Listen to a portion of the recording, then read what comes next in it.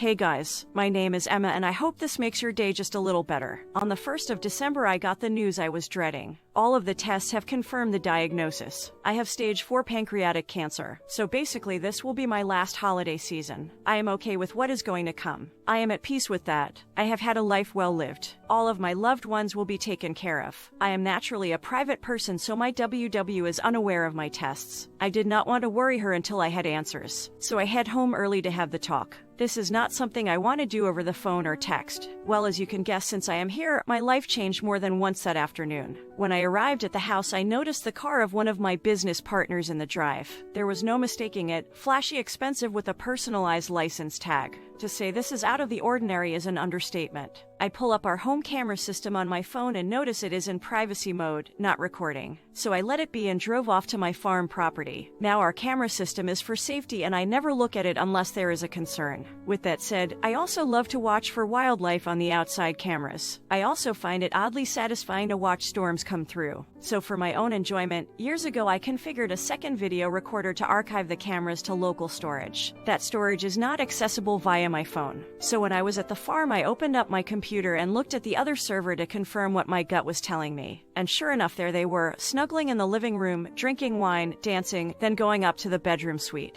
Apparently they left the doors open because the microphone recorded their activities after they left the camera view. With my limited time left, I wanted answers, but I don't want the drama of a confrontation and divorce. Call me what you will. But all of my devotion and love for her left me that afternoon. I have all of the emotions that are to be expected. I know that I am not to blame. I have been a loyal, romantic, and attuned partner. I am now thinking about myself. I know what is important to me. So I called my lawyer and we reviewed my will and our prenup. I told him what was going on. We worked on understanding how long and to what extent this affair has been going on. What has been found is disturbing, and I either clearly did not know the woman I shared 2+ decades of life with, or something in her changed. At this time, I am not going to say anything to my kids or WW. I am going to put on a stiff upper lip and get through the holidays. Give the kids and grandkids one last holiday memory with me involved. I will be the doting father and grandfather and then try to play the doting husband role. Some background for some of the obvious questions. AP is a widower and is not remarried.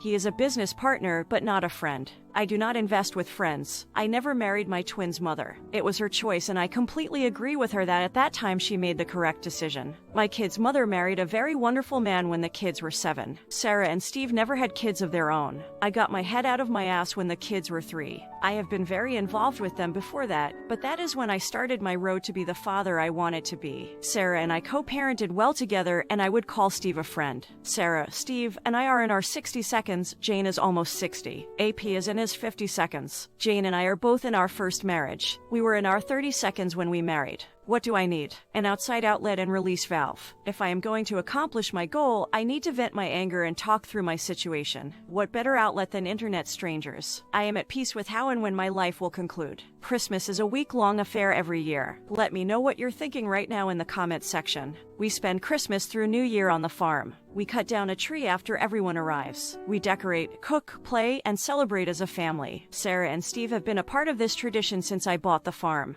I remain steadfast in not telling anyone until after the new year. If I told Sarah, she would not be able to keep it in. I don't want to place Steve in a position to lie to his wife. I want the kids and grandkids to enjoy the week. We will have plenty of time to cry and prepare in a few weeks. Jane's presence this week will just be a small detail in the long run. Really, I don't care about her anywhere near the rest of the family. The finances are very interesting. Jane and I met and were married after we both were very established in our job and wealth. She had a good job with a great pension. She also had 2 inheritances that were in a trust. We agreed early on that we were both comfortable and we would not disclose to each other our entire worth by her insistence. We also have a prenup where any property in or trust that predates the marriage and any income from those resources are not considered marital property. Again, on her insistence. Now I have provided both properties. I purchased the travel, food, and fuel. Basically, I support her 100%. Her income and wealth is spent by herself. She purchased her car, clothes, personal travel, and cosmetic surgery. She is a very beautiful woman on the outside but has shown she is very ugly inside. A few days after I got my diagnosis, I announced my retirement from the nonprofit.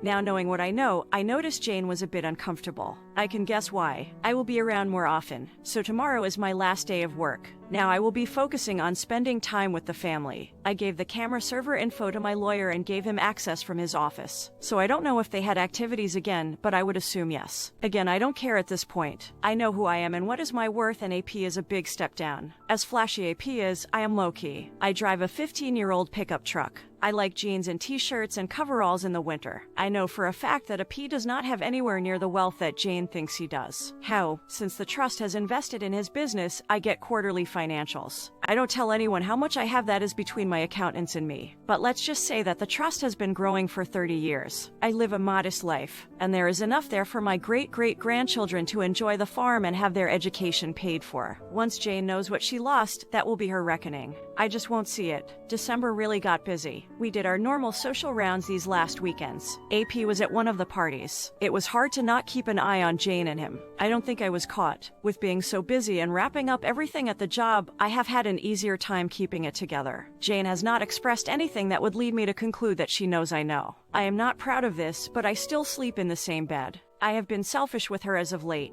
I feel like I am using her, but she has apparently been using me for at least the better part of this year. I am not as honorable as many of you have made me out to be. I hate this small amount of deceit. So don't worry about Jane getting everything, because she will not. The trust is in great hands. I have detailed instructions on how it is to be managed. Not an idiot. I personally would leave everything to your kids, including the house, and I would make sure that she was left absolutely nothing. I would also not tell her anything about you and get your will and proof all done in separate finances from her and keep your money safe. I would personally leave her broke and homeless with proof of her infidelity, and I would never touch her again and would make excuses all the time, so I wouldn't have to. Let everyone find out at the reading of the will. Not an idiot. That's hard news as it is. To feel abandoned like that after is truly a bitter pill to swallow. In reality, it's very difficult to really know anyone or what they're capable of. Unless you're an extremely good actor, and I'm not on my best days, much less under the crushing weight of your situation, confrontation seems inevitable. If she still cares about you, she will know something is wrong, and she won't stop asking about it. If you're enjoying the video, drop a like and subscribe.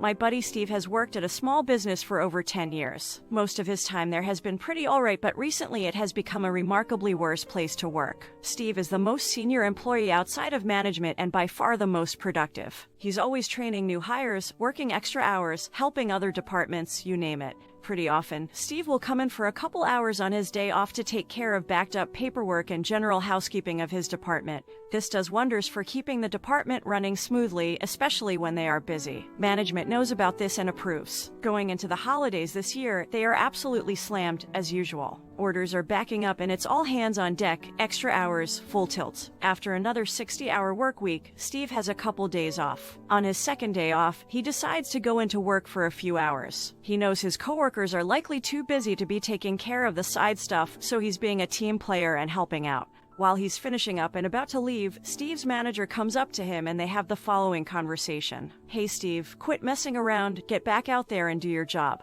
Steve replies, "Hey manager, sorry, it's my day off. I'm not scheduled to work this shift. I'm just helping out, leaving in like 5 minutes." Manager replies, "The hell you are, get your ass out there." Steve says, "Nope, not happening. I'm going home." The next day, Steve is predictably brought into the office, dressed down, and written up for insubordination. But there's a few things about Steve that you should know that his employers knew but either forgot or didn't care about. 1. Steve has been getting fed up with his employer for a while now. 2. Steve is quite financially stable as he works in a high-demand industry and his wife also has a fantastic, well-paying job. 3. Steve is about to become a dad. In fact, he is very, very close to becoming a dad right after the holidays, most likely. So, Steve is in the manager's office, just finished getting talked down to and handed his write-up to sign. Steve signs his write-up and hands it back, along with an envelope with a short letter inside. "What's this?" Manager asks. "My 2 weeks' notice." Cue the backpedaling. Manager is apologetic, asks for Steve to at least finish the holiday rush. The big boss comes in and offers a raise if he stays, the whole shebang. Steve turns it all down.